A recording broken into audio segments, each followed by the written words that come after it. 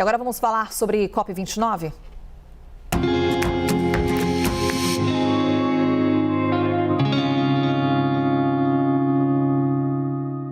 Hora de falar da cúpula do clima, da Conferência do Clima, da COP29. Os países em desenvolvimento como o Brasil tentam negociar um pacote de US$ 1 trilhão para mitigar os efeitos das mudanças climáticas.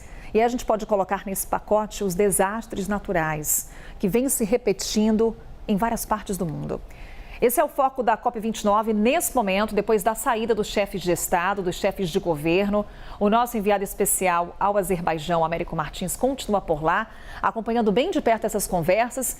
E se poderemos ter avanços, Américo, a gente já consegue traçar um cenário por aí? Bom dia para você. Olá, Carol, muito bom dia para você, para todos que nos acompanham aqui no Novo Dia.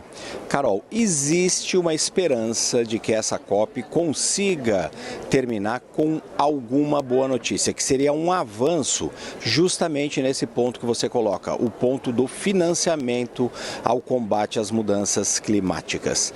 Os países em desenvolvimento se organizam em bloco aqui nessa COP e em todas as COPs, na verdade, porque todos os países do mundo, na verdade, se organizam em blocos. Você tem um bloco do país em desenvolvimento, tem bloco dos países petrolíferos, aqueles que produzem muitos combustíveis fósseis. Você tem também o grupo dos países ricos, tem outros grupos menores, pequenas ilhas, por exemplo.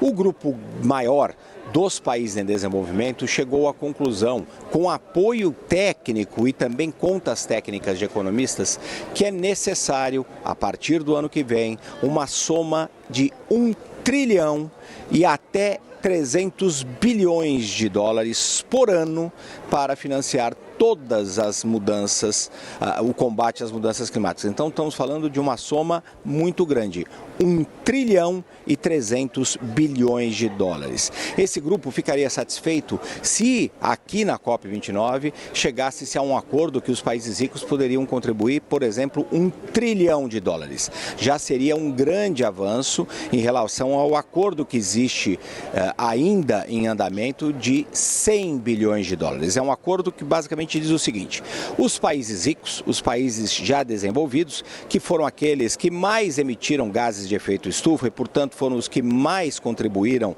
para as mudanças climáticas, têm uma responsabilidade maior. E eles se comprometeram a pagar 100 bilhões de dólares por ano para os países em desenvolvimento. Isso nunca foi completamente atingido. Os países desenvolvidos dizem que chegaram nesse número no ano passado pela primeira vez, mas isso leva em conta muitos números não comprovados e muitas ações que não são diretas em termos de ajuda para os países em desenvolvimento, que agora querem essa soma, uma soma muito grande, US$ 1 trilhão de dólares. Agora, Carol, a realidade é que essa soma dificilmente vai ser atingida por vários motivos. O mundo desenvolvido neste momento gasta muito em armas, por exemplo, por conta dos conflitos que estão acontecendo. Muitos desses países enfrentam dificuldades neste momento com um custo de vida muito alto. É muito difícil para os políticos desses países ricos justificarem para os seus eleitores por que eles repassariam US$ 1 trilhão de dólares por ano no seu conjunto para os países em desenvolvimento. Então nós temos uma queda de braço neste momento. E nós estamos num ponto crucial da COP, na verdade, Carol, porque atrás de salas aqui, atrás de onde eu estou, estão acontecendo as negociações técnicas. Os chefes de Estado voltaram para os seus países, o vice-presidente Geraldo Alckmin voltou a Brasília, por exemplo, ele que representava o presidente Lula, todos voltaram depois da cúpula dos chefes de Estado. Esses próximos dias são os dias de negociação técnica, então economistas fazendo as contas de quanto é preciso, que ações são necessárias, quem pagaria o quê. E por que eles fazem as contas técnicas neste momento? Porque na semana que vem nós teremos os ministros do meio ambiente aqui, ministros e ministras, que vão fechar algum tipo de acordo. Então, neste momento, temos essa queda de braço.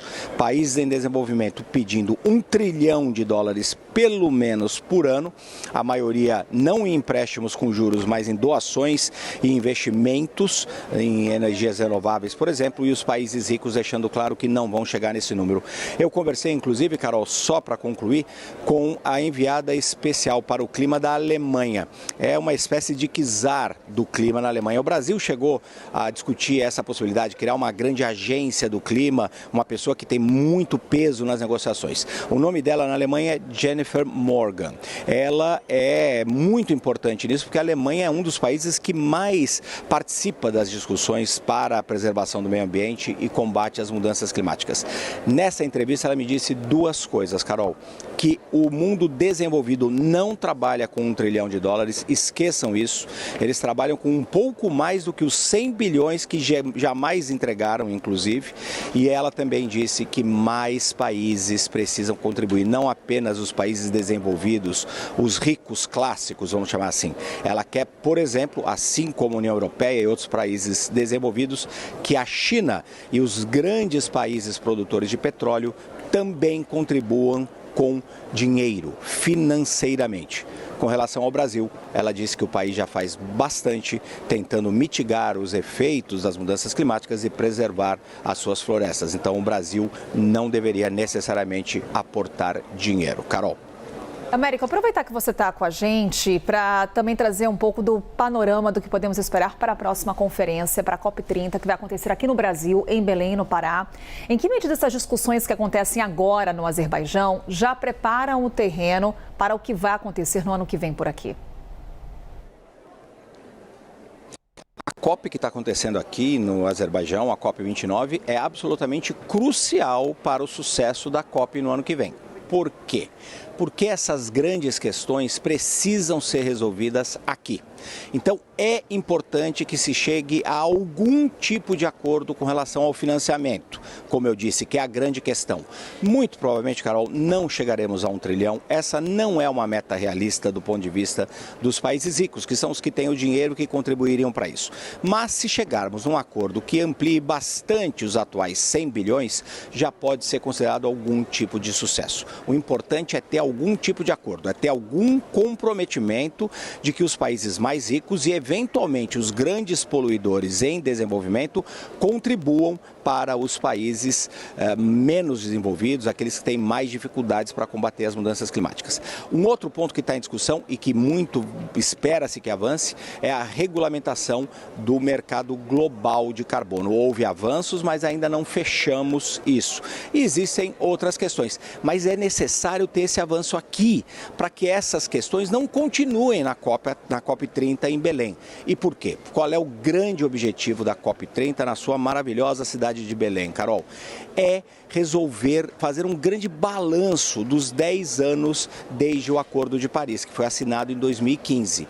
É necessário que o mundo pare em Belém e discuta qual é a situação das mudanças climáticas 10 anos depois do Acordo de Paris, até para decidir que outras medidas são necessárias. Nós ainda estamos tentando resolver passivos do Acordo de Paris, como é a questão do financiamento. A COP30 em Belém quer olhar para frente, fazer o balanço, olhar para frente o que mais é necessário e, obviamente, pretende dar uma atenção especial às florestas, já que se trata da primeira COP na Amazônia.